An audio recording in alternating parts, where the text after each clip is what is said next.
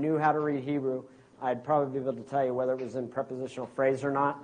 But I don't think even Hebrew is the original language. That would have been yeah, Aramaic. Yeah. Hebrew was there first. A portion of the book of Daniel was written in Aramaic, but it's not later at all. Okay. So, again, I don't know how, again, because we weren't around when they were actually speaking and writing the languages, it may have been implied that there were prepositions in nouns. It may have been they only had nouns. They didn't have verbs. Like they didn't have vowels. It was implied. The vowels were understood. Yeah. The Hebrew alphabet of 22 letters are all consonants. The only reason we don't know how to pronounce it is because there was a group of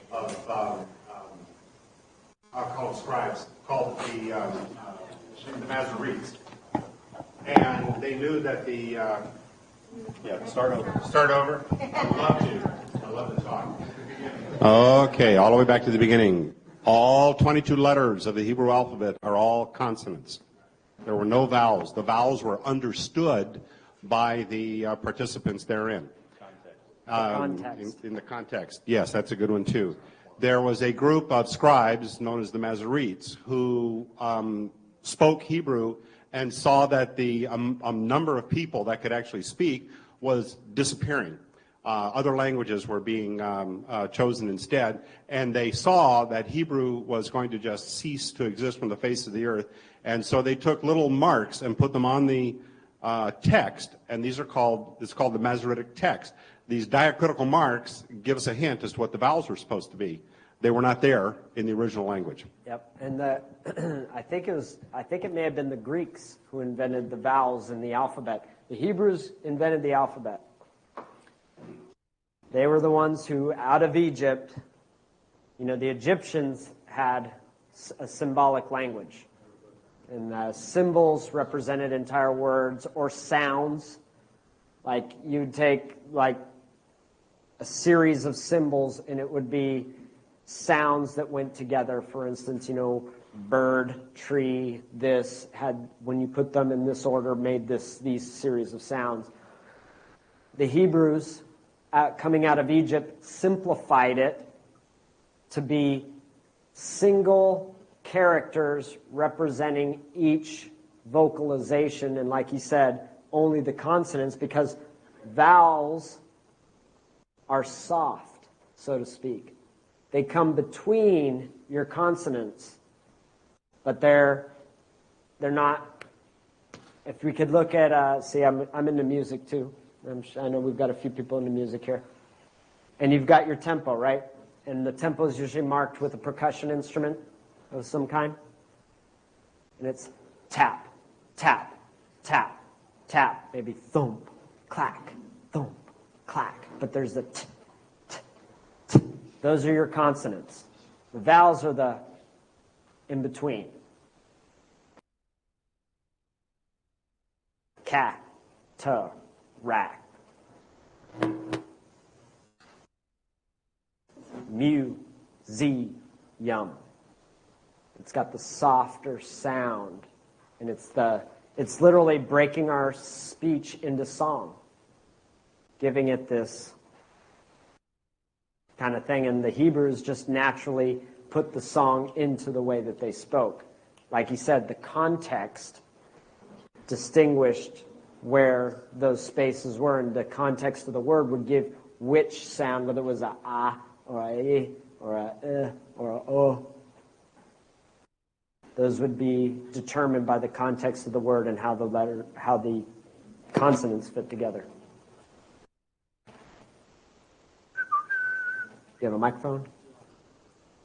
Really quick, going back to what you were covering today, Brandon, you said that the purpose of all of this process that you showed us was to keep the third party in their box. Sort of, that's kind of what I'm getting here. Okay.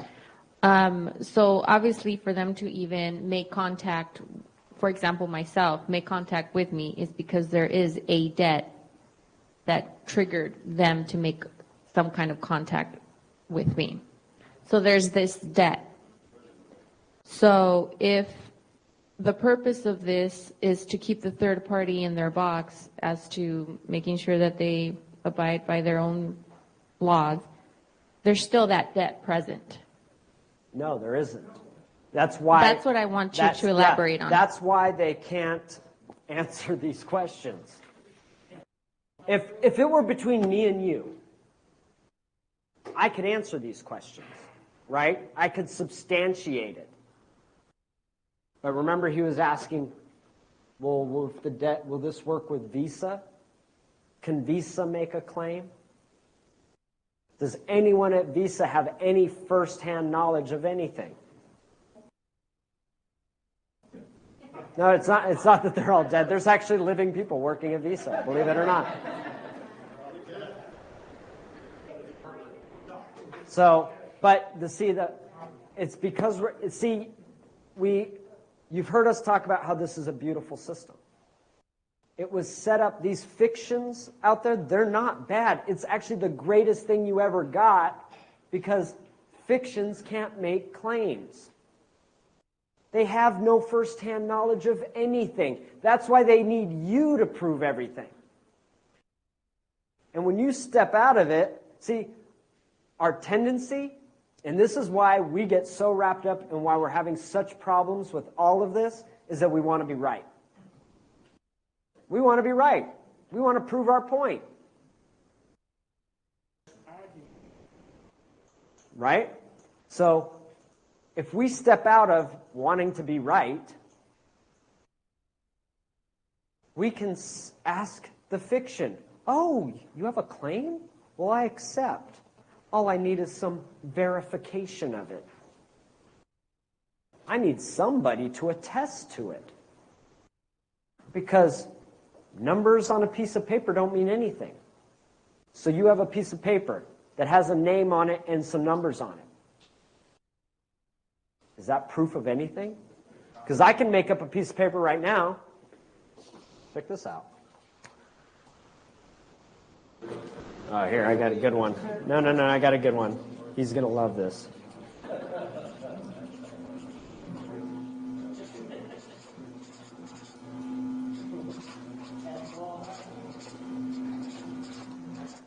Brandon. Hold on, I'm making up a bill. This is especially for you, Ron. Ron Weber now owes me $10 million. I got the red pen. What validates that? Well, exactly. There's a contract now. He's accepted. He's got it in his hand. He's the trustee. I can compel his performance. But is there anything substantiating the numbers and the name on the page? No. You substantiate it.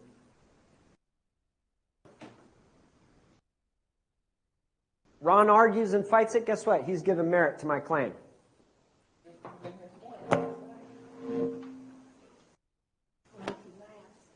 Because if he wants to be right, then I don't have to prove that he owes me the $10 million. He's proving he owes me the $10 million by arguing and fighting it.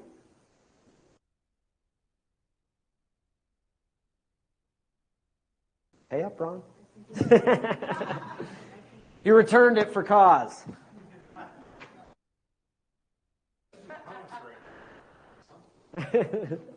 Ron doesn't have the energy to do A for V's right now. Okay, so you kind of get my point? How it's just numbers, it's just words on a page. There is nothing backing it up, and there is no one at that corporation who can verify under penalty of perjury that there is anything substantive about their claim. Therefore, there is no claim. You've heard us talk about verified, bona fide claims. Verified, bona fide claims can be attested to, can be sworn to, can be affirmed, can have someone behind them that has first-hand knowledge and is willing to swear to or affirm under either their full commercial liability or under penalty of perjury. But in none of the cases in dealing with these fictions can they do that, or will they do that? How many of you have heard of the stories about people going into court and asking, has anyone here got a claim? Right?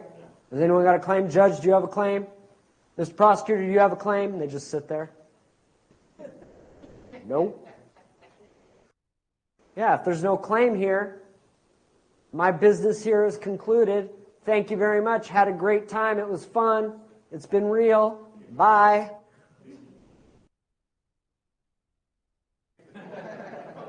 You heard that story. Right. Stand up when you talk. Yeah, which is just an offer. We have microphones going around. We have a free microphone.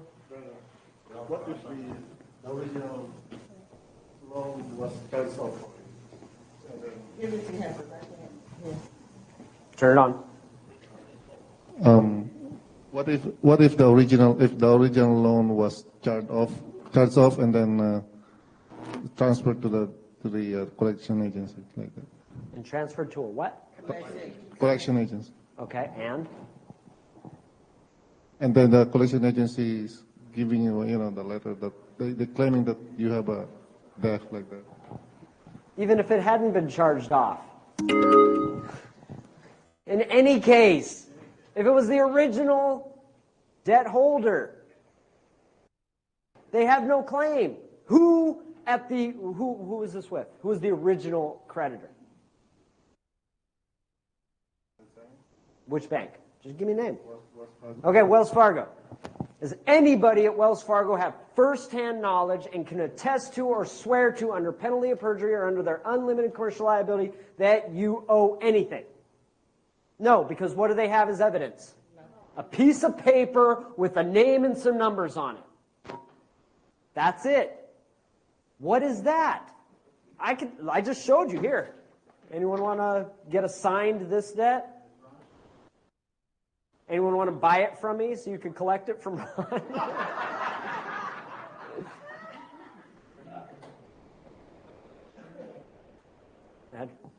In a current UD case, they have an affidavit from the keeper of the record, and that's just a deterrent or a diversionary tactic because even they don't have personal first-hand knowledge of the contract. And read their affidavits carefully, because you guys remember the day I shared with you the attorney's oath under penalty of perjury?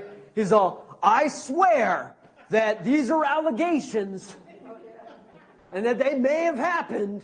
I promise. What are you saying? You're not saying anything. I swear that they might be true. Okay. So, again, you're not swearing to anything. But that was the only verified statement in the entire pleading, was one statement where he says, I promise that my client may or may not have a case or a claim. Take my word on it. These are allegations. I believe. Exactly. I mean, it was just ridiculous. And that was the only verified statement in the thing. He verified that he don't know nothing. There was, I listened to another lecture by Lynn. He was a gentleman that came up several weeks ago and said, hey, I'm going to talk about getting off from credit card, get people off credit card debt. And what he's using is a lot less than what you guys have in with the 500 questions. He pretty much goes... With 54. Okay, 54. He goes and he asks whoever calls about the debt, do you have an affidavit of debt? Right. And if they say, no, we don't, then he says, well, that's extortion if you don't have an affidavit of debt. Yeah. But he did bring to class he said from the hundreds of times that he asked that, once in a while somebody is not smart enough not to send one. So he got a couple and he showed them. He said, hey, this is an affidavit of debt. And then he was saying that he would go with this affidavit and send it to the bank that supposedly gave the original and see how they're going to respond. And everybody doesn't want to touch it. And everybody's like, I don't know who did that, who signed that. And then his idea is to have lawyers follow up on that. However, most of the time, if you ask for an affidavit of debt, they would say, like, what are you talking about? We don't have one. And they will not want to talk to you anymore. And what they may try to do is go down to someone in the bank. You know, Sally here, she's only worked here 2 years. We don't care if we lose Sally. Hey, Sally. Sally were the people that were signing. Why don't you do an this. affidavit of debt on this guy? Yeah, all you got to do is look it up on the computer and you can see he's got a debt. Sally goes, okay, I'll do an affidavit of debt. I promise, I saw it in the computer. It's a debt. Does Sally have first-hand knowledge? No. So Sally's really just got herself into a world of hurt. Sally doesn't realize it, and the bankers don't care. They're hoping you don't know what you're doing. So that you get, and you're like, oh, well, my guru didn't tell me what to do if I actually got one of these. Right? Because you don't know how to ask questions. You know how to parrot. That's why I'm telling you, get out of your head that there's a magic document, that there's a magic phrase. You got to come from it like, like really, do you really think Sally can verify it? Well, let's get Sally in here. I got some questions for her. Sally, how did you come by this first-hand knowledge of this debt? I saw it on the computer. Sally, does reading something on a computer make it first-hand knowledge? Did you experience it? Did you witness the purchasing of services, goods, signature on a contract? No. Okay, Sally, do you really have first-hand knowledge? What? Right? It's just going to get, again, now, and I'm intentionally using that voice because that's the only person they can find to actually sign the affidavit of debt. Okay? Because most people would be like, I ain't touching it. Like I was in Nashville a couple days ago, and the guys I was working with out there, they were like, they're trying to force this guy into a contract, basically, you know, and he had done an A for V and different things on a process, and the banker calls, and it's funny because he had done it directly with the CFO. The CFO passes it down to the local banker. But the local banker knew enough to not to take, because his legal counsel's telling him all this stuff, but the banker gets on the phone. He's a smart guy. He's like, yeah, you know, Bob, they're telling me that this is illegal, that this is this. He's all, but I don't know. He's also, and I don't know whether it is or not. Like, he's covering his butt while he's making these statements that the counsel's feeding him in one ear. He's going, yeah, this is illegal, but I'm not really sure. I have no evidence of that, and I ain't making that claim, but they're telling me something like that. And they believe, and it's just going on and on, how he never once made one positive statement in this message. Like, they played the message for me there in the room. He's like, here, listen to this. And the guy's like, kept covering his butt, because every time he would say a positive statement like, yeah, it's illegal, he'd go, oh, but I don't know. Yeah, don't quote me on that. I didn't say that, you know what I mean, kind of thing. Like, not knowing enough, like, he's just the local banker. So, you know, some little bank in Nashville got the call from some big honcho in Cincinnati to take the heat for this process. Because you know the CFO didn't call. CFO calls the local, yeah, why don't you give this guy a call and tell him this is illegal? Thanks. Right?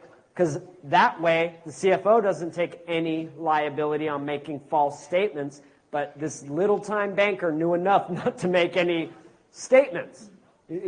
Every time because he would do it, and then he would, like, realize he had just done it, and then backtrack on it. And he did it like 3 or 4 times. Each time he'd make the positive statement, and then he'd backtrack on it. Make the positive statement, and then he'd backtrack on it. Because he knows there is no claim. He knows his attorneys are dipsticks.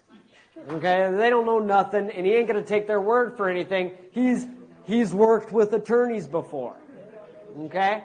So he's not going to take their word for anything, especially when he realizes enough, being at least the CFO at a local bank, he must be at least college educated. You know, so he knows enough to know how the things you say, the things that you write, that you personally guarantee or insurety on, you become liable for. He knows the bank ain't going to buy it if he says these statements. He knows the attorneys aren't going to get in trouble. But guess what? If he's leaving a message on someone's phone and they bring that into court and say, hey, listen to what this guy said, he knows he can be held liable for it, so he keeps backtracking. But I didn't say that. But I don't know.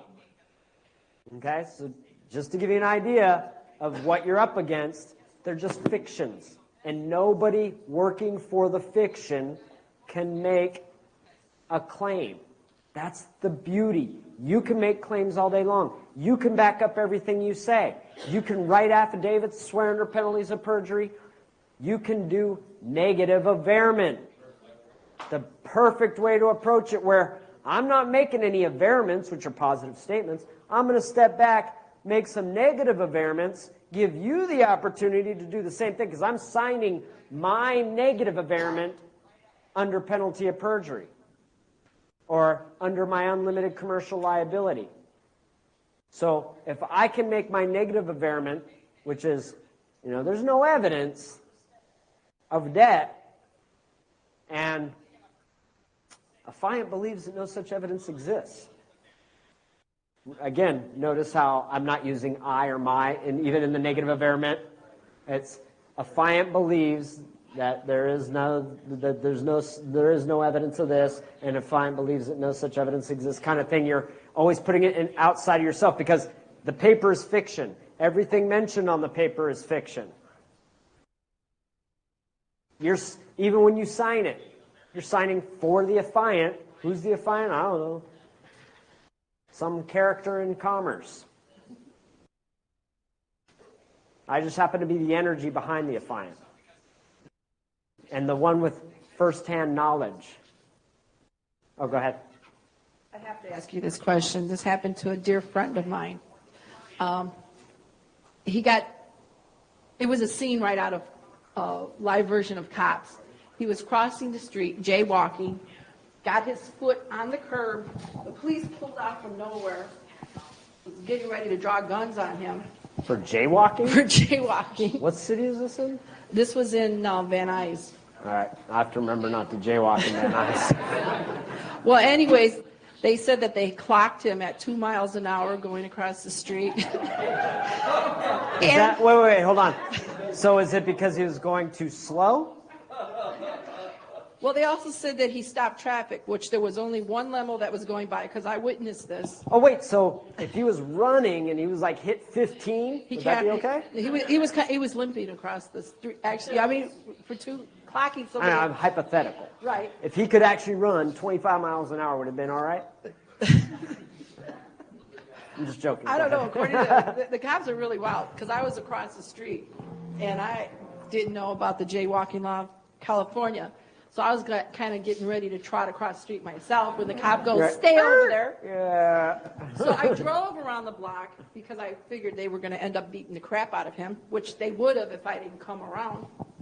Oh, really? Are you sure? During this time, Making statements. Okay, during this time, they got a call that this guy was laying in the middle of the street, and they were still questioning my friend, and this other guy passed by, and he's like, officer, there's a guy in the middle of the street, I think, we don't know if he's dead or whatever, but they kept harassing my friend, and I said, well, probably because you were alive. They didn't, if the guy was dead in the middle of the street. There's no commercial energy over there. Yeah, they couldn't ticket him. So they write this ticket out, and he gets the ticket through the mail, and it says, sign this if you're innocent and send a check for $164. And make a phone call to go to court before July 8th. Does it say innocent or not guilty? Not guilty. Sign this if you're not going to pay. Sign it and then pay. And pay $164. So. And then you could come argue why you shouldn't pay. But pay us first, then come argue why you shouldn't pay.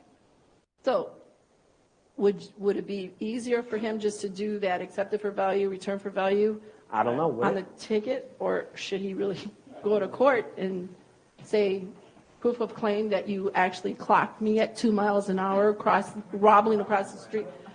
It was crazy. Again, Nobody should do anything they don't understand.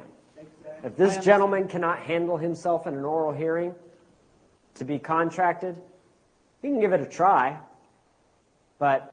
These Creditors in Commerce workshop sessions, hereinafter sessions, are the private exchange of ideas and concepts between the providers and the recipients. The content is not meant as legal advice. The use or attempted use of any idea or procedure discussed in these sessions, as applied to the recipient's own personal transactions, cases, or controversies, or applied to other cases, may or may not result in a favorable outcome or the same outcome as discussed in these sessions. Each transition or transaction, case, or controversy may be different as a result of unique actions or unique statements made by the parties therein, and each different act or statement in any transaction affects or may affect whether any procedure or idea discussed in these sessions is relevant to the recipient's transactions or that the outcome thereof will be depicted as in these sessions. The discussion of ideas or procedures in these sessions is not exhaustive of the subjects being discussed.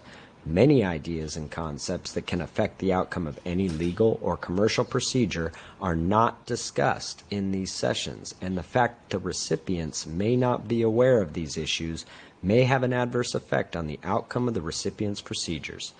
It is the responsibility of the recipients to understand their own transactions and to apply the appropriate and complete concepts necessary for a procedural and substantive remedy thereto.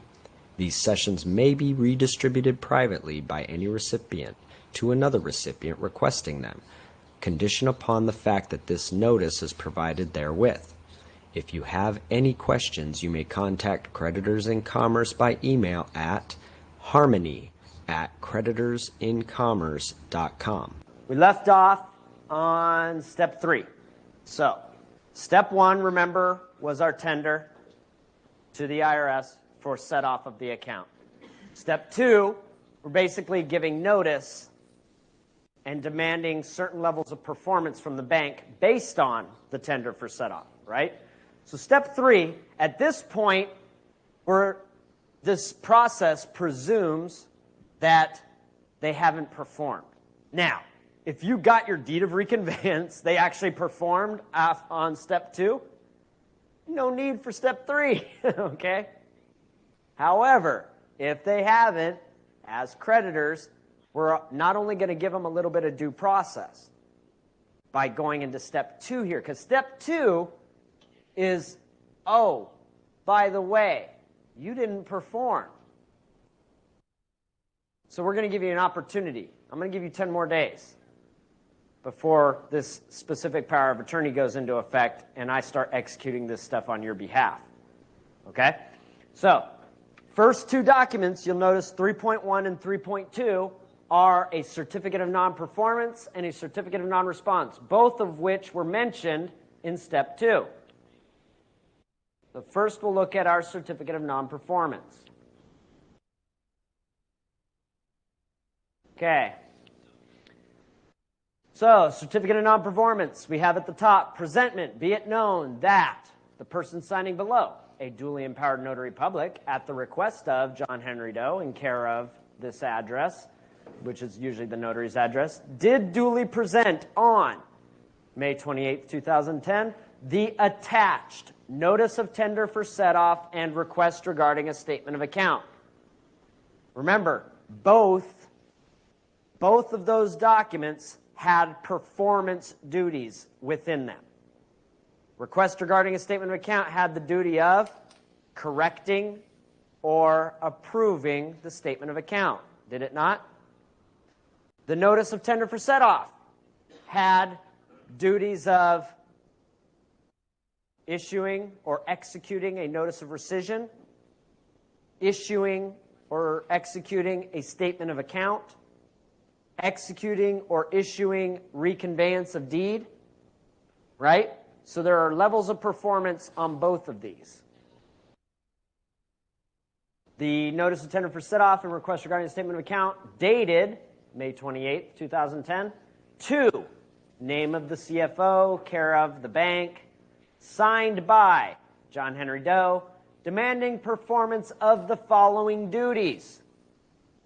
to give notice of and execute or cause to be executed a notice of rescission and deed of full reconveyance, the time limit having elapsed for timely performance thereto.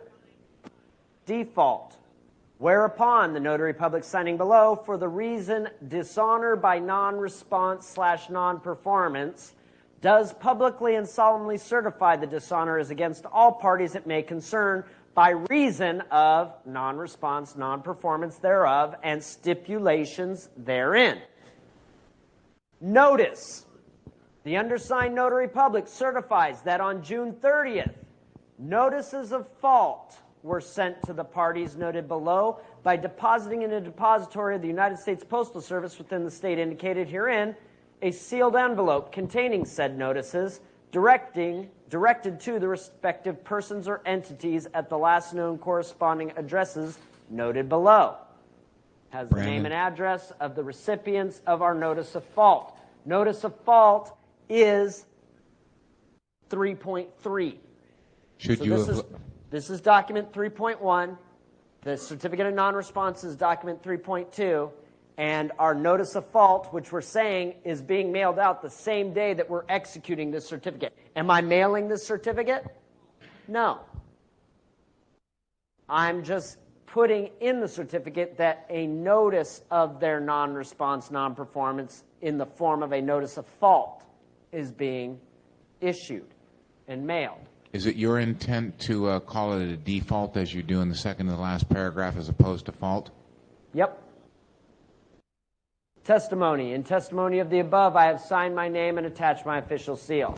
And then you have the notary signature, commission expiration, and the date of execution of this document. And now, we're going to look at the certificate of non-response. Certificate of non-response. Presentment. Be it known that the person signing below, duly empowered notary public at the request of John Henry Doe in care of the notary's address, did duly present on, should be the same date as the last one. Like I said, these documents are all thrown together. So May 28th, the attached notice of tender for set-off and request regarding a statement of account dated May 28th. 2, CFO of the bank, care of the bank's address, signed by John Henry Doe requesting correction or approval of the statement of account. Remember, in our notice of tender for set-off, we said that a certification of their non-response would be deemed acceptance or approval of the request regarding a statement of account. So default, whereupon the notary public signing below.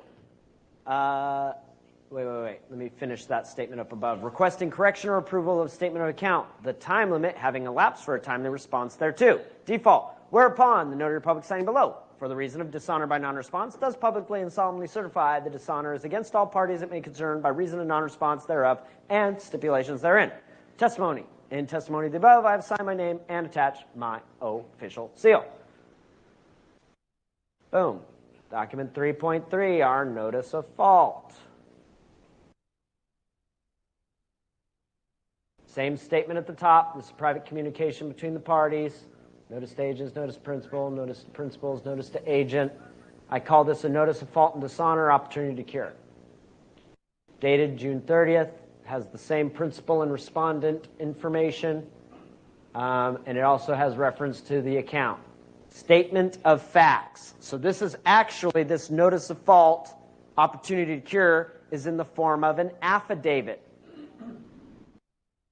On May 28th, John Henry Doe, hereinafter principal, made presentment of a notice of tender for set-off and a request regarding a statement of account, hereinafter presentment, via so-and-so, notary public, hereinafter notary. 2, chief financial officer guy, hereinafter respondent. On June 4th, 2010, United States Postal Service, hereinafter carrier, successfully delivered the presentment to the respondent. As of June 25th, 2010, respondent has not sufficiently responded to the presentment. On June 25th, 2010, principal made presentment of a notice of fault in dishonor. Okay, this actual, again, this is where critical thinking comes in. When I authored this process, it was correcting a notice of fault that had already been sent in. So you would actually eliminate this line, number 3, because it says right here on June 25th, 2010, principal made presentment of notice of fault and dishonor. Wait a minute, aren't we making presentment of a notice of fault right now? Opportunity to cure, hereinafter defective fault notice. Said presentment contained defects and is hereby rescinded. You see how contracts are fluid and dynamic. Oh my God, I made a mistake in my process. Okay, correct it. I just corrected it. Respondent's failure to sufficiently respond or timely honor the presentment, we're still talking about step 2, by the terms of the presentment, constitutes respondent's acceptance and approval of the request regarding a statement of account contained therein. Respondent's failure to perform by the terms of the presentment constitutes respondent's acceptance and approval of the granting and conveying of a specific power of attorney to the principal to perform the duties of the respondent stipulated therein. Number 6, respondents are at fault. Number 7, as an operational law, the respondent by dishonor of the presentment has created a fault. Opportunity to cure. In the event that the respondent's failure to respond to the presentment was an oversight, mistake, or otherwise unintentional, principal grants respondent 10 days, exclusive of the day of receipt, to cure the fault and effect the remedy. The respondents have 10 calendar days to cure their dishonor by the following. 1, correct the statement of account contained within the request regarding a statement of account by the terms stipulated therein. Remember the terms? A verified statement of account they must sign. Number 2, execute or cause to be executed a notice of rescission. Now notice, 1 or 2. Why or? Well, because if they actually do correct it and sign under penalty of perjury that it is something other than 0, well then I can't really demand they execute those other documents, right? So they're either going to execute a new statement of account, or they're going to agree that it's 0 and do these other duties, perform these other duties, duties.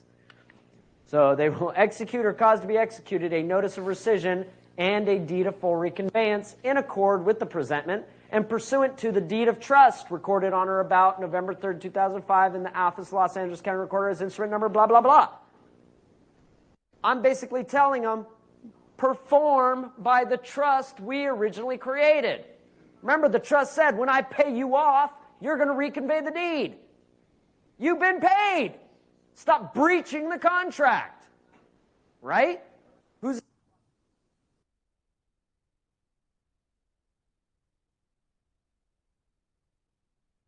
Now, ladies and gentlemen, just to make it clear, just to make it plain, hopefully I'm coming in loud and clear so I can make it sweet and plain, plain and sweet. 99.9% of most individuals who do not have a fundamental concept of negotiable instruments get themselves in trouble because of a very basic formula. We're going to talk about negotiable instruments in 2 statuses, an order instrument and a bearer instrument. Regardless of whatever camp or whatever you're doing, and you understand this A for V and holder in due course, what I found in my practice, which is interesting, is when someone presents a bill of exchange, they have no idea truly about the rules of engagement under a particular UCC. Let me paint a picture for you. All right. As described, negotiations is of a transfer of an instrument in such a form that the transferee becomes the holder. There are 2 methods of negotiating an instrument so that the receiver becomes the holder. Now, pay attention, because this is where it gets good, and this is also where people fall off the rail at. Let me show you where they fall off the rail. Got to make this a little bit bigger. They fall off the rail because of the following. There are 2 methods of negotiating an instrument so that the receiver becomes the holder. The method used depends on whether the instrument is an order instrument or a bearer instrument. Most individuals who are issuing negotiable instruments, in my experience, don't know the difference between the two. And not knowing the difference is where there's so much problems. Let's talk about negotiating an ordered instrument. An ordered instrument contains the name of the payee capable of endorsing, as in paid to the order of Elliott Goodseal. If an instrument is an ordered instrument, it is negotiated by delivery with any necessary endorsements. And the word endorsement, pay attention to it. We'll describe it a little bit later. For example, Willpack Corporation issued a payroll check to the order of Elliott Goodseal. Goodseal takes the check to the bank and signs his name on the back of it as an endorsement and gives it to the teller. That's where you're getting to a delivery, and receives cash. Goodseal has negotiated the check to the bank. And what UCC is this under? UCC 3-201 subsection B. Again, that's UCC 3-2-01 subsection B. Negotiating order instruments requires both delivery and endorsement. If Goodseal had taken the check to the bank and delivered it to the teller without signing it, the transfer would not qualify as a negotiation. In that situation, the transfer will be treated as an assignment.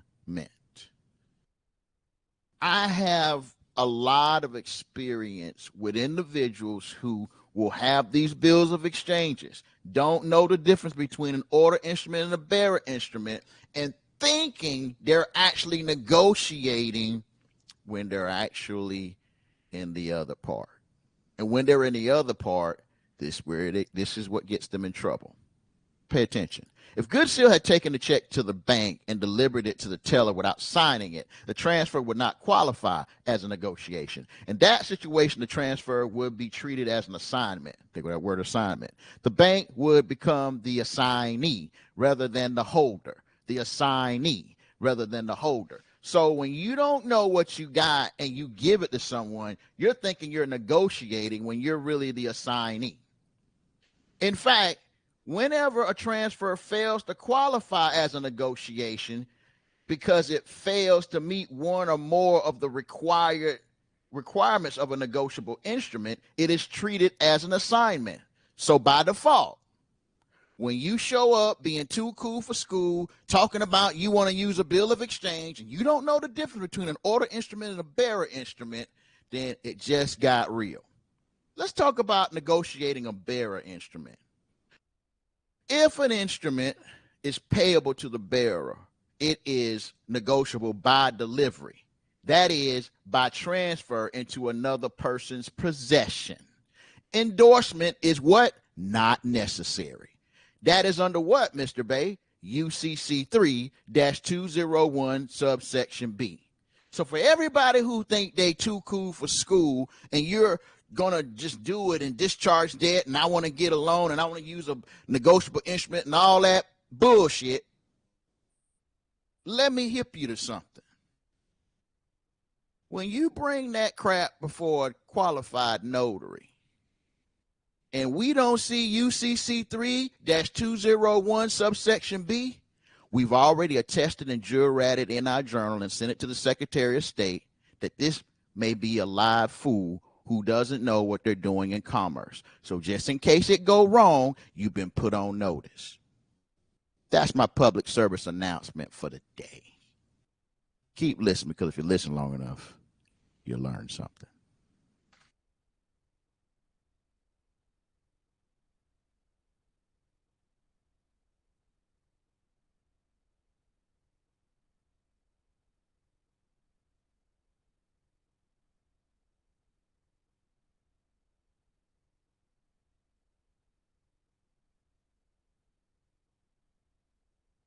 Pages.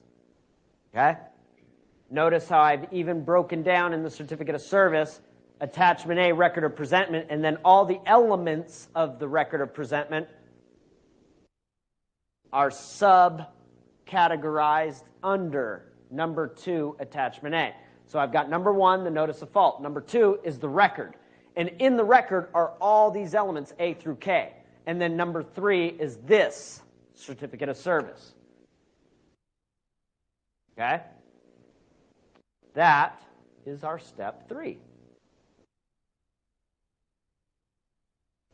What is the purpose of step 3?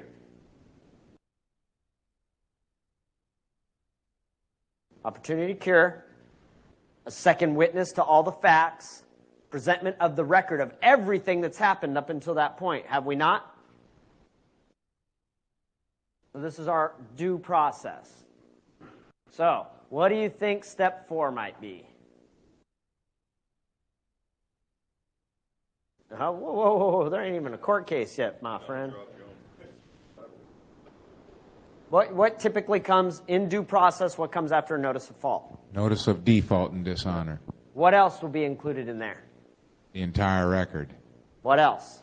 What else happens? Not what's going to be included with the default, but what else is going to happen in step 4? Consent to judgment. That's part of the notice of default. What other documents get executed? Are we going to certify their non-response to the notice of fault? Yep. Okay. So step 4, we're going to have a certificate of non-response. Then we're going to have our notice of default. The certificate of non-response is certifying their non-response to the opportunity to cure. Step 3. Excuse me, Brandon. I keep forgetting that I already had these all open. Yeah. On your that flyer there behind you, are we still in step 2, perfect interest and title, or have we moved into effect remedy? We're still in settling the account. Oh, we're still in settling that? Okay. All right, thank you. Step 5, we get into perfecting interest and title. Okay, and then step 6 is the following one? If you've already got possession, there's nothing to do for step 3. Okay, great. Thank you. So here we have I actually entitled this Certificate of Non-Response / Non-Performance because the notice of fault is still demanding a level of performance, is it not? Remember, their opportunity to cure was some form of performance, was it not? Okay, so now I'm certifying their non-response, therefore agreement to the facts. Because remember, notice of fault was an affidavit, right? If they don't respond to an affidavit, are they not in agreement with all the facts? Okay, so I'm certifying both their agreement to all the facts contained within the notice of fault, and I'm certifying their lack of performance or failure to perform the 2 points that we gave them within that opportunity to cure. We gave them 2 possible ways of performing. So, again, typical language all the way down to what the presentment was made of a notice of fault and dishonor opportunity to cure. What was it requesting? Curing fault by stipulated performance or correcting statement of account, right? Because those were the 2 forms of performance, remember? We said, number 1, correct the statement of account, or number 2, execute all the stuff we told you to execute in step 2, or in their eyes, step 1, which was the notice of tender for set-off. We were basically saying, execute notice of rescission, execute reconveyance of deed, execute, whatever we told them to execute. That was the other form of honor. And then we're saying down here under notice, the undersigned notary public certifies that on the date of the execution of this certificate, that a notice of default were sent to the parties noted below by depositing United States, blah, blah, blah, blah, blah. Okay, so you notice that each of these certificates, the language changes, guys, not just what's in the field boxes there. So this particular certificate is really only relevant because of this language here after a notice of fault, because it's making reference that a notice of default is being sent out. What's that? Oh, shoot, yeah, there's an F missing. Again, you better read this stuff. What the hell? Oh, Garrett's on it. I'm like, what's going on here? Hit Control S. Okay. So that is what, 4.1? So we need 4.2, notice of default. Notice of default, much like notice of fault, is in the form of an affidavit. I call this notice of default in dishonor, consent to judgment. What kind of a judgment? Administrative judgment. They are consenting to judgment at this point. And, of course, it's private. Every step of the way, private. We have our principal and respondents at the top. Here's our statement of facts. On April 23rd, 2010, principal, or actually, this particular process was being executed by one party on behalf of another party. And you guys can rewrite your processes such that, oh, I want to go help so-and-so do their help with their house, but they don't know what the hell they're doing. So I get them to execute a commercial security agreement, making me the paramount security interest over their stuff. Right? So now I can go execute anything and everything I need to because we have a private agreement where I have control over their set-off account, their private trust account, their property, their straw man's property, their birth certificate, everything that is a part of their public trust, they're going to grant and convey to me the paramount security interest. And now I can be the principal, but in this case, someone else was the trustor on the deed of trust. Now, if it was your straw man that was the trustor on the deed of trust, then it would be the name of your straw man. Okay? So on June 23rd, 2010, so-and-so, hereinafter trustor, made presentment of a notice to set off accounts, mortgage statement of account, and money order. See, in this particular process, the step one was done under the party you were helping, right? Because you're using their set-off. Because it's their obligation. Now, I've actually successfully set off other people's debt with my private asset account. I had a friend who had a State Board of Equalization debt for $90,000. I used my private exemption and set off the debt. Now, it was a corporation's debt. I don't know necessarily that it would work if it were a U.S. citizen's debt, because there's a different designation. A U.S. citizen has the authority of its creation isn't the state of California, but this particular, when I was doing it for this corporation, it's a corporation. Anyone can set off its debt. You know what I mean? So I don't know if that's why it worked, and it may not work, but because we're unsure, we just said, okay, we'll have her do the set-off.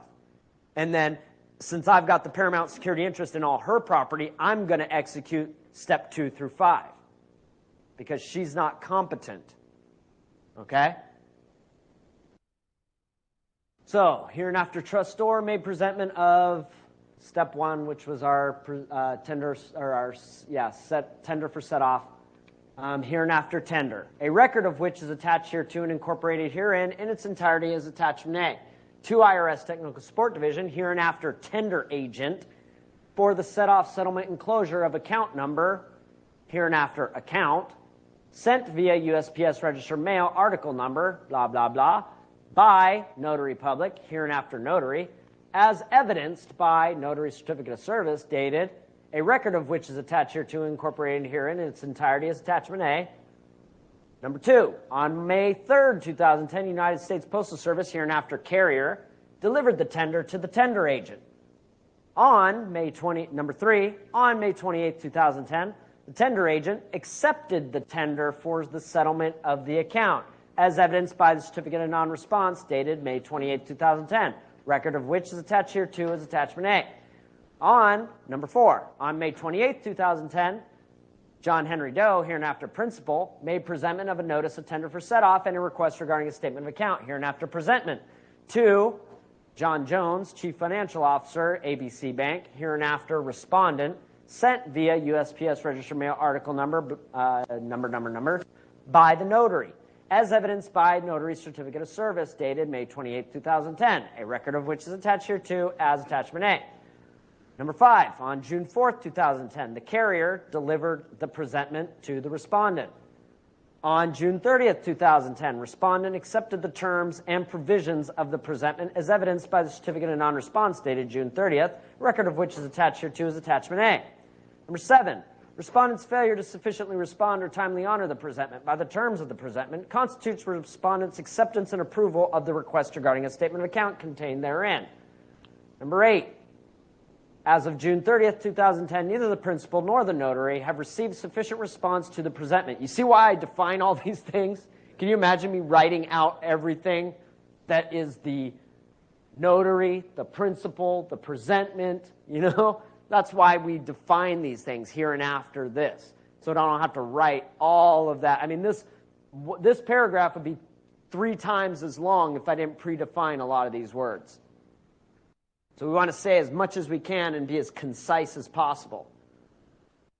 So, as of June 30th, 2010, neither the principal nor the notary have received sufficient response to the presentment, thereby placing the respondent at fault, as evidenced by the certificate of non-response dated June 30th, 2010, and the certificate of non-performance dated June 30th, 2010, record of which is attached hereto as attachment A. Number 9, on June 25th, 2010, principal made presentment of a notice of fault and dishonor opportunity to cure to the respondent, dated June 25th, 2010, hereinafter defective fault notice. Remember, this process, there were 2 notices of fault sent out. 1 was defective. Sent via USPS registered mail, article number, blah, blah, blah, by the notary. Said defective fault notice contained defects and is rescinded as of June 30th, 2010. On June 30th, 2010, principal made presentment of a notice of fault and dishonor opportunity to cure to the respondent, dated June 30th, 2010, hereinafter corrected fault notice, a record of which is attached hereto as attachment A, sent via USPS registered mail, article number, blah, blah, blah. Notice how I didn't include a copy of the defective one, but I did include a copy of the corrected one. Hereinafter corrected fault notice, a record of which is attached hereto as attachment A, sent via USPS registered mail, article number, blah, blah, blah, by the notary, as evidenced by the notary's certificate of service dated June 30th, a record of which is attached hereto as attachment A. Number 11, as of July 12th, 2010, neither the principal nor the notary received sufficient response to the presentment or the corrected fault notice from the respondents, as evidenced by the certificate of non-response / non-performance dated July 12th, 2010, record of which is attached hereto as attachment A. Number 12. Oops. Too far. Respondent's failure to perform by the terms of the presentment constitutes respondent's acceptance and approval of the granting and conveying of a specific power of attorney to the principal to perform the duties of the respondent stipulated therein. Number 13. Respondent's failure to perform by the terms of the corrected fault notice constitutes respondent's acceptance and approval of the granting and conveying of a specific power. It's basically, I'm outlining the double witness of them granting and conveying the specific power of attorney. So, respondent's failure to perform by the terms of the corrected fault notice constitutes respondent's acceptance and approval of the granting and conveying of a specific power of attorney to the principal to perform the duties of the respondent stipulated therein. 14, respondent's failure to sufficiently respond or timely honor the corrected fault notice by the terms of the corrected fault notice constitutes respondent's acceptance and approval of the request regarding a statement of account incorporated with the presentment. Number 15, respondent's acceptance and approval of the request regarding a statement of account constitutes respondent's agreement to the stipulated aggregate amount of unpaid obligation being $0. Number 16, respondent has defaulted. Number 17, as an operation of law, respondent by dishonor of the presentment and corrected fault notice has created a default. Default. For the respondent's failure to honor the presentment and corrected fault notice places the respondent in default. For the course of dealing set forth herein, with the respondent's failure, refusal, or neglect in the presentment of a verified response to the presentment and corrected fault notice constitutes the respondent's failure to perform in good faith and the respondent's acquiescence in tacit agreement with all terms, conditions, and stipulations set forth within the notice of default and dishonor consent to judgment, the presentment, and the corrected fault notice. Therefore, this matter is deemed res judicata and stare decisis. Of this presentment, take due notice and heed, and govern yourself accordingly. This final expression in a record is intended as a complete and exclusive statement of the terms of the agreement between the parties. Then we have here my commercial affidavit and oath. I, John Henry Doe, secure party creditor under my unlimited liability and commercial oath, proceeding in good faith, being of sound mind, having first-hand knowledge, affirm, state, and declare that the facts contained herein are true, correct, and complete, and not misleading, under penalty of international commercial law. So help me God, this 12th day, the 7th month, in the year of our Lord, 2010. Witness my hand and seal. And then, of course, I've got my jurat. What's a jurat? Statement of the notary of what? Of the giving of an oath, right?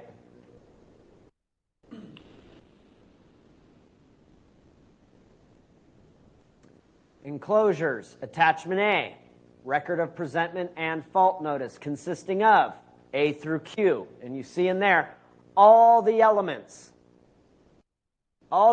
including the certificate of non-response / non-performance, which was to the notice of fault, right? So, certificate of non-response, non-performance, certificate of non-response to step 2, certificate of non-performance to step 2, the notice of fault and dishonor, opportunity to cure, which was step 3, the request regarding a statement of account, the notice of fault was step 3, notice of tender for set-off, which was step 2, the request regarding a statement of account, which was in step 2, certificate of non-response to step 1, the notice to set off accounts, which was in step 1, the mortgage statement and account money order, which was in step 1, the IRS Form 1040, which was in step 1, the certificate of service from step 1, the USPS Form 3806, return for registered mail, which was from step 1, certificate of service from step 2, the USPS Form 3806, return for registered mail, receipt for registered mail from step 2, 3811 from step 2, notary certificate of service from step 3, and the USPS form from step 3, and the certificate of service for this presentment. That's a complete record.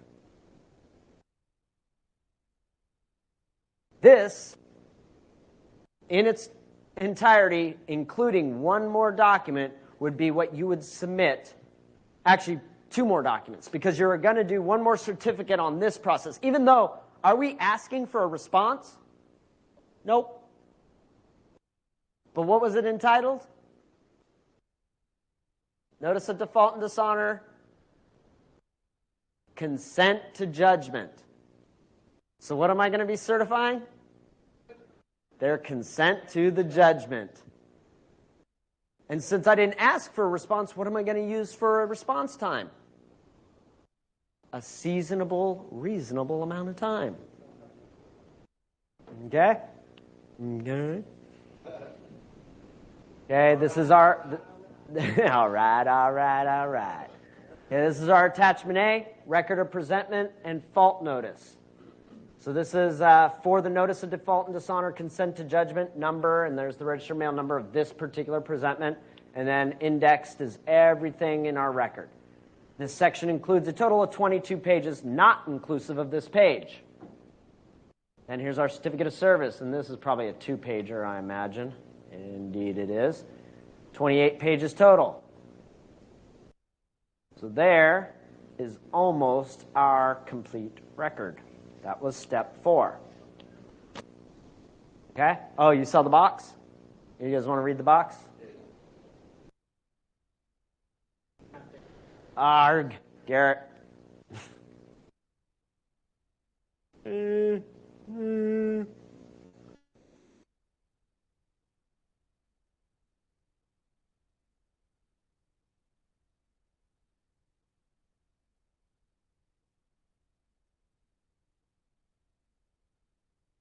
Security agreement. That's it. Okay, in the box, legal notice. The certifying notary is an independent contractor and not a party to this claim. In fact, the certifying notary is a federal witness pursuant to Title 18, Part 1, Chapter 73, Section 1512. Tampering with, or is a federal witness.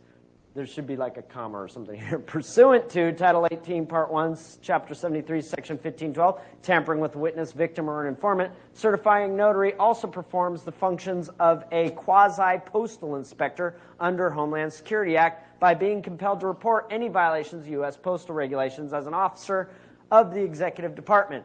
Intimidating a notary public under color of law is a violation of Title 18, U.S. Code, Section 242, titled Deprivation of Rights under Color of Law, which primarily governs police misconduct investigations.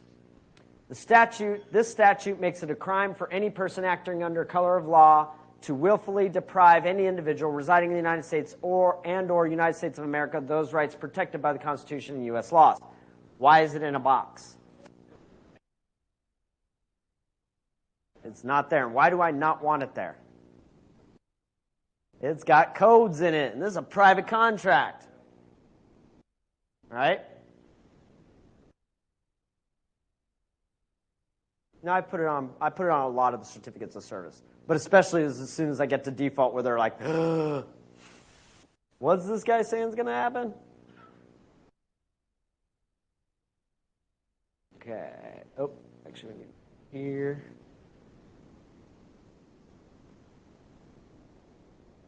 Okay. Yeah.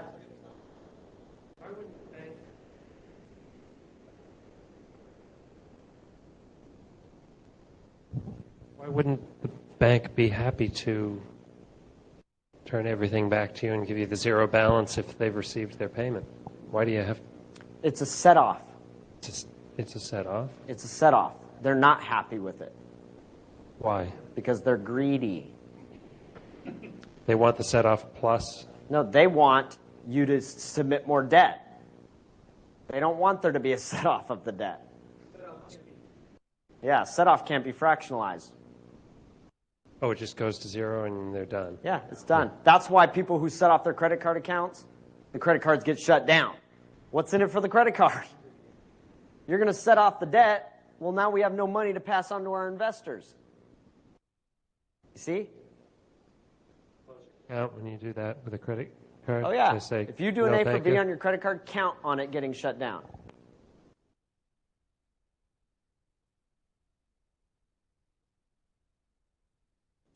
Now, this brings up an interesting point because in my experience, a lot of individuals get wrapped up into A4Ving and discharging debt and all that jazz, and they're not factoring in what you're doing in commerce. When you set off a debt, the debt is done. And what you call money in this economy is debt. So there's going to be pushback anytime you don't want to create debt because debt is money. I don't know who needs to hear this, but I'm just going to say it. I'm not saying the A4V process is done. What I'm saying is by now your intellect should be on par with what's happening in commerce. And if you're not using the security settlement system, if you're not using those UCCs, what UCC, Mr. Bay? Because everybody's talking about negotiable instruments. What UCC? UCC 3-201 subsection B. Then you need to get some more schooling. You need to understand what you're doing. You need to get with our notaries who are in this 690 hours of continuing education.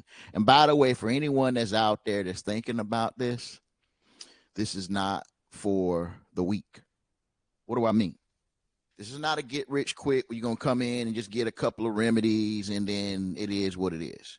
That is not what we do here. Matter of fact, there's more than enough other people doing whatever they're doing that probably be more your speed because it's education first. It amazes me that how many people want a solution but are not willing to take the time, money, and energy to spend in learning the knowledge necessary for you to sustain whatever's being done. It amazes me that some people will show up wanting something for nothing And the minute you say, well, you're going to have to be accountable, you're going to have to be responsible, you're going to have to invest into your education, you think you slapped their mama. But it's okay. That just lets me know where they are ethically.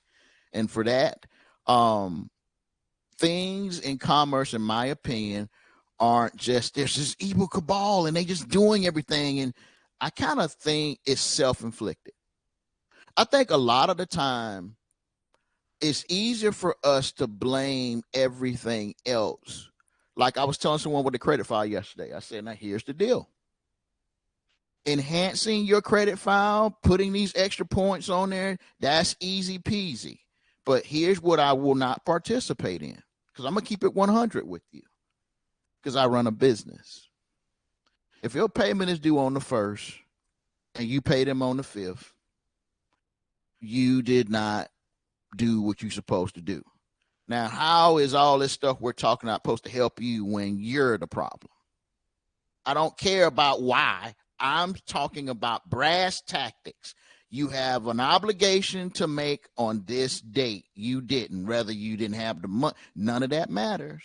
What matters is you signed on to a contract that requires you to perform. Listen to me real carefully. I find it amazing that people are ready to sue and go after each other until they realize, unfortunately, if you're dealing with lawful legal money, you're supposed to have enough knowledge about lawful legal money to use it in any situation. It's just like I'm telling folks, you know, you got bill of exchanges and bonds and you got no money. That makes no sense. That means you don't know what you're doing, because bonds are securities. They're insurance. What do you mean? I just like someone wants to negotiate a bill of exchange and have a non-recourse. So tell me again, where on earth are you going to get millions and billions of dollars for free and you're not going to be responsible in commerce? It sounds good till it don't. It's not even cute. It's really savage. It's really, how dare you? You know, all of us are not asleep. So for the many years that I've seen folks deal in negotiable instruments and all this kind of stuff, my message to you in 2025 is very simple. Whatever UCCs you're doing, if you don't add those things to it, don't do it. If you've issued an instrument to a notary and it don't have that UCC 3-201 subsection B, stop what you're doing. Don't do it. The reason why is because the system has been given a way to monetize that at your expense. Like I know lawyers who can easily go after you because you didn't know you're supposed to be doing a CTR and all this stuff. And when you interact with notaries, you don't understand that notaries have to attest and jurat to everything you say and do or not do. Like our certificates of non-performance is recorded in the journal. Brandon is explaining this to you as a non-notary. Keep listening. You just might learn something.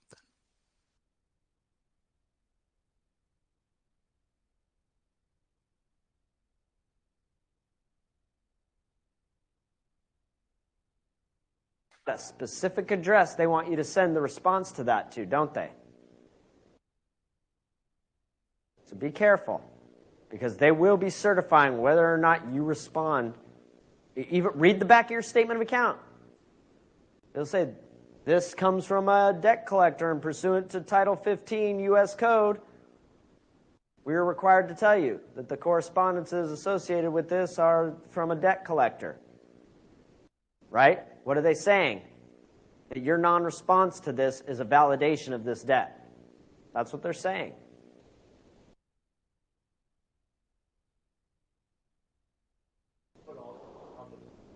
No. Nothing has gone into the public record at this point. No. Why would I put my private contract into the public? Okay? So here we are. We just. I got a question. Go ahead. He said he's a secured party creditor in there. Uh-huh. In the document. Is that anything special or just a statement? What do you mean, is it anything special? Well, they got to do a UCC1, birth certificate bond. What is a UCC1? Does that make you a secured party creditor? No. What makes you a secured party creditor? Security agreement and what else? Your actions, your conduct. That's what makes you a secured party creditor. My assertion that I have the paramount security interest in Brandon A. Adams, can anyone here challenge that? No? Okay. Then I guess. All righty. Bring your evidence. Yeah, you can challenge it. Bring your evidence. Bring your evidence. Brandon, just a quick one on the respondent. Uh-huh. When you take a mortgage, you usually work with a particular bank, well, like Wells Fargo. So that's on the original documents to start with. And then often that can get changed. It can get changed to another bank. You mean before you finish this process? Yeah, could be. I mean, my mortgage actually was with one bank. By the time the papers came, it was another bank. What papers? The who you had to pay. Yeah. So, right. But remember, by the time you start and finish a process, the banks aren't going to change. You know what I mean? You're going to complete this process inside of what? 60 days? Right. But it could change. If it could, you're going to start a new process. Start again. Yeah. All right. But if you get a service provider that's doing it instead of a bank, because that's what I have now, it may be probably considered a bank, but it's kind of You're going to be doing it with the bank, and you're going to be giving notice of your process to the service provider. To the service provider, right? Okay. Okay? Right. That's a separate process in of itself because you're going to get their agreement in a separate process. But basically, they have no standing. They have no control. So really, you can wait until you've completed this entire process and then give them notice, hey, your client no longer has an open account or any balance due on this account. Or you can notify them as the bank. Remember, we got a specific power of attorney to execute whatever we need to execute to perfect our security interests, don't we? So I could just send them a letter. We might request to abate the proceedings pending the completion of the administrative proceeding, a letter attached here Abate as what exhibit. proceedings? Any collection by the debt collector, a new No, servicer. this is the servicer. A new servicer saying, we want you to send some money. Abate your new service upon completion of this that's in process. You know, I can give you a copy of it, so. Okay. Process with them. Well, I would establish, basically, I would just be giving them notice, maybe something like a cease and desist, that their client no longer has any standing. And then unless they can show an affirmed document from the bank that the balance is something other than zero, a verified debt, do like a debt validation kind of type of process, because again, they're not even the creditor. You know, nor do they assert to be. And then give them a notice. That's all. Put them on just notice, give them a notice. that Just they're give them a notice. trespassing on a contract. Yeah, exactly. Brandon, two quick questions. Okay. Cautious Is it interference. too informal on doing a conditional acceptance if you get one of those notices in the middle of this process to just write it out, a conditional acceptance in your own hand on the presentment and just send it back, or do you think it needs to be more formal? What is this presentment that you've received? Well, they're saying, your balance is not zero; it's $100,000. And you're saying this is from someone at the bank other than the CFO, right? Yeah, whoever it's from. Whoever it's from. Yeah, well, it's somebody. Are you talking about just a statement? No, I would never write a contract on top of someone else's contract. Okay. Because I want it legible. I want them to be able to read it. Okay, so do the Now- conditional acceptance in a formal way, writing a letter. Because I know people, including myself, who've just written conditionally accepted on proof of claim, blah, blah, blah, and just return it back. That's not sufficient in your mind. Not for me. Okay. I want all my contracts to be legible. And lastly, quickly, when you go through this process, is it necessary if you're working towards being a creditor to contact the credit reporting agencies that have any. You'd wait till you're complete. Okay, then you would before do you that? Start, yeah, you wait till you're complete before you start contacting credit reporting agencies. Great, thank you. When I did a RESPA and I found on my credit report that the bank had discharged my debt. I have a zero balance. Immediately following that, my second line of credit, HELOC, transferred to Green Tree in the middle of my RESPA thing. That was in 30 days. I mean, it was real fast. Now they're sending me from Home Retention Services, continue to send me recontract things, say 30-day validation, or it's back on. Accepted for value, returned for value with a registered receipt number and no contract written on the bottom. I mean, they come so fast. Oh, They're every week. whoa. That sounds like a contradiction. Right. Accepted for value, returned for value, no contract. Yeah. Yeah, that's a contradiction. They come. You're either accepting it and returning it for value, Yeah. or it's no contract, which I would say just writing no contract, I would probably take it a step further and do some kind of conditional acceptance. Yeah. But you do want to respond. They're coming every week. They keep coming. Every week? Yep. Have a form letter, conditional acceptance, and an affidavit. Yeah. That you just send out with each one. You don't have to even do it through notary because your evidence and your record is this process, right? Or whatever process you have. So you're by just having the record from the post office of what got mailed is sufficient because what are they going to do? Rebut that they didn't get it? Yeah. Well, I've got a second witness. The carrier says you did get it.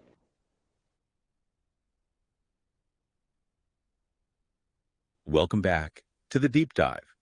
You know, there's just so much information swirling around these days, especially when you look at finance. It's hard to keep up. It really is overwhelming. So here we try to cut through that noise, really distill things down to the core insights, those aha moments that help you feel genuinely informed. Exactly. Getting to the signal. And today, we're diving into something pretty significant. 2 platforms, Secure Bank Box and JusticeFund Exchange. They're using some seriously cutting-edge tech to reshape finance and even logistics. Think of this as your shortcut to understanding a really pivotal shift. That's a good way to put it, because these platforms, they're leaning heavily on things like blockchain, smart contracts, data tokenization. It's all geared towards bringing, well, unprecedented security, transparency, and efficiency, especially where older systems are kind of struggling. Okay, let's start with Secure Bank Box. The materials describe it as, well, revolutionary, providing secure, decentralized solutions, specifically for finance and logistics. That's the focus, yeah. Finance and logistics, it's quite ambitious in scope. How does it actually achieve that? Well, the foundation is blockchain technology. So think of that shared immutable ledger we've talked about before.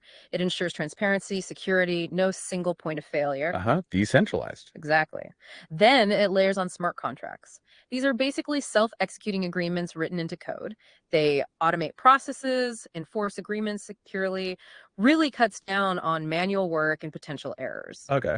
And the third piece is data tokenization. This is key. It's about representing assets or even just information as unique digital tokens on that blockchain. So not just money, but data itself. Precisely. This makes the data verifiable, enhances security, boosts transparency, and just makes operations more efficient overall.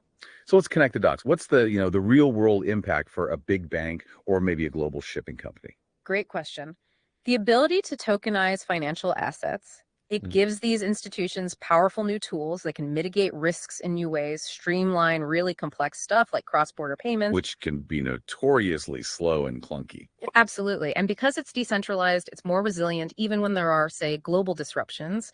It helps them navigate tricky regulations, optimize settlements, handle huge transaction volumes, all on this decentralized backbone. It's also playing a bigger role in modernizing complex commercial banking, trust administration, even helping out with arbitration and legal disputes, always aiming for better security, privacy, and compliance. Right, that makes sense. It sounds like a really robust financial infrastructure. Yeah. Okay, let's pivot slightly to JusticeFund Exchange. The sources frame this one as equally transformative, but more focused on like digital judgment claims, bills of exchange, secured transactions, bridging legal and finance. Exactly that. It really zeroes in on that intersection between legal instruments and financial processes. And a key part of it is its integration with something called NotaryChain. NotaryChain. Okay. Yeah. So JusticeFund Exchange, powered by NotaryChain, uses blockchain, smart contracts, and decentralized notarization. Think about automating, authenticating, and securing legal documents directly on the blockchain. Less paper, fewer bottlenecks. Way less paper, fewer delays, and much higher trust in the documents themselves. It also uses tokenization like Secure Bank Box and principles from the Uniform Commercial Code, the UCC, to manage claims, trust assets, digital obligations. Again, boosting transparency and efficiency. Okay, so who really benefits here? Who does JusticeFund Exchange empower? It's actually quite broad. You've got claimants who are seeking judgments, trustees managing funds, the notaries themselves who are authenticating everything, and financial institutions dealing with these complex transactions. So it streamlines things for everyone involved in those specific processes. Right. It gives them tools to handle complex regulations, maybe secure specific tax credits under UCC Article 9, manage high-value transactions where you absolutely need verifiable proof of funds. That verifiable proof part sounds crucial. It is. The platform digitizes things like affidavits of obligation, puts the proof right there on the chain, ensures compliance through smart notarization, blockchain audit trails. It's really about modernizing the specific commercial banking, trust, and legal dispute resolution tasks, aiming for, top tier security, privacy, and accountability. Okay, that paints a really clear picture of what these platforms are. Fascinating stuff. But let's get practical. How does this actually work for someone listening, on the ground level? I think you mentioned something about a financial needs analysis. Yeah, that's typically the starting point. The financial needs analysis, or FNA, and there's also a business needs analysis, a BNA within JusticeFund Exchange. It's like your initial profile setup. Okay. Its purpose is to gather the details, right? Credit health, accounts, savings, that sort of thing. And you need documentation to back it up. Makes sense. What kind of documents? The usual suspects, plus some specific ones.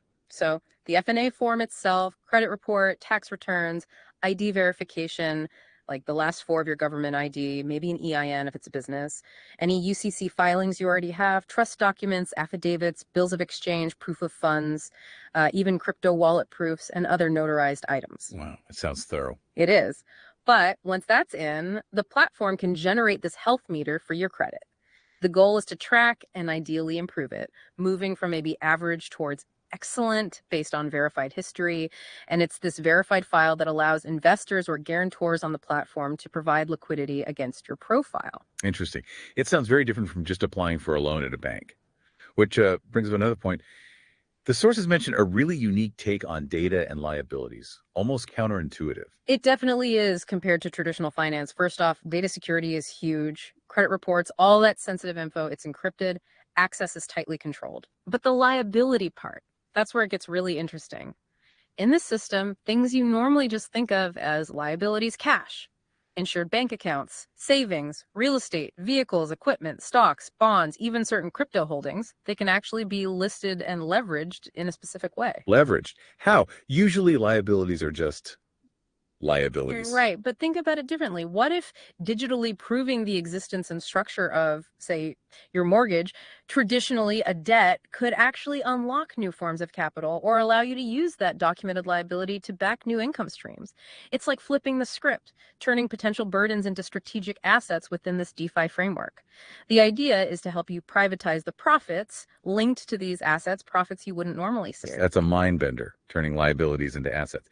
But okay, for many people, the idea of money creation sounding this accessible might feel a bit off. What's the core difference here? And how do legal things like the UCC fit in? It's a valid point, and it really gets to the heart of how we view credit and value.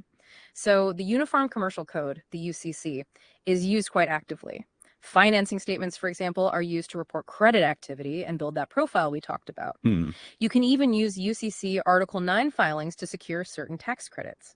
Now, here's a critical detail often missed. For a UCC filing to positively impact your credit profile in the system, you apparently need to add a specific entity, often called a CDN company, as an additional secured party creditor. Oh, interesting. What happens if you don't? Well, according to the sources, not doing that could actually make the filing count against you as negative reporting. It's very specific. And this isn't about just printing money out of thin air. It's about recognizing and leveraging the verifiable value of your assets. For instance, if you have proof of a $1 million asset on the platform, understanding its value in this context might mean you only need, say, 1%, just $10,000 to secure control or unlock significant financing tied to it. It's about leverage based on proven value. Okay, that clarifies the money creation aspect. It's value leverage, not printing presses.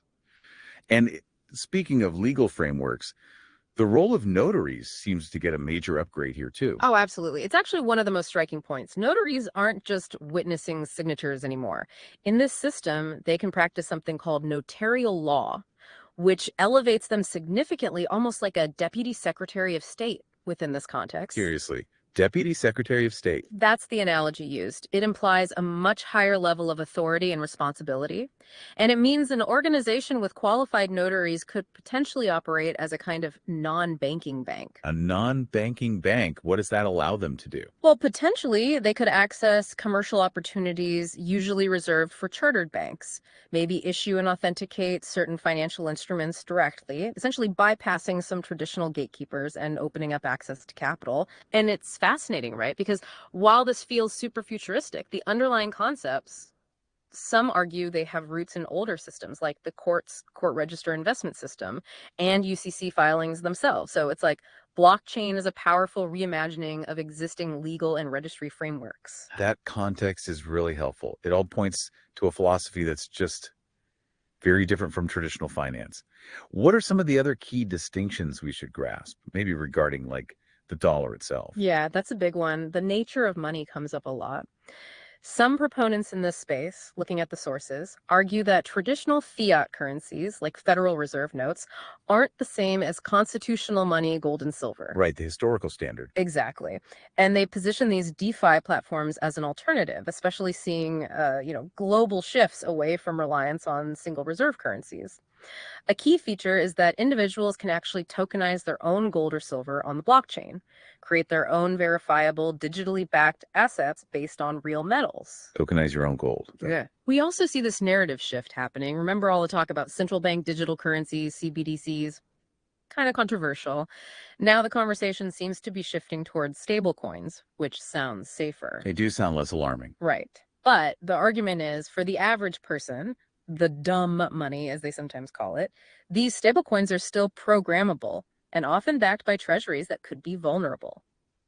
Meanwhile, the smart money, the more sophisticated players, might have already moved into position, often through mining or staking native platform tokens. So there's a strategic difference in how people are engaging. Smart money versus dumb money.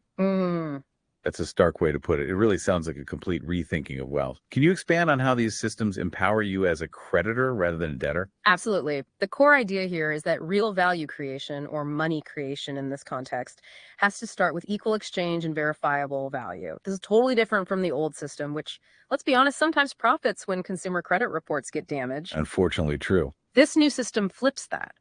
It empowers you to act as the creditor, allowing you to actively report your own positive credit activity through the platform. Credit enhancement isn't just about fighting negative marks. It's about strategically overwhelming them. Overwhelming them. By demonstrating increased income potential, using those strategic UCC filings we mentioned, specifically focusing on certain articles like 1, 3, and 5, and leveraging notarized affidavits on NotaryChain, you're essentially building a fortress of positive financial identity on the blockchain. That is genuinely eye-opening. Okay, this is powerful conceptually. How does it translate into like practical tools, things our listener could actually use now? Give us some concrete examples. Okay, let's get concrete. Take your everyday credit card. You know it has roughly a 30-day payout cycle, right? You could potentially leverage that cycle using a smart contract protocol combined with very short-term digital loans, sometimes called flash loans.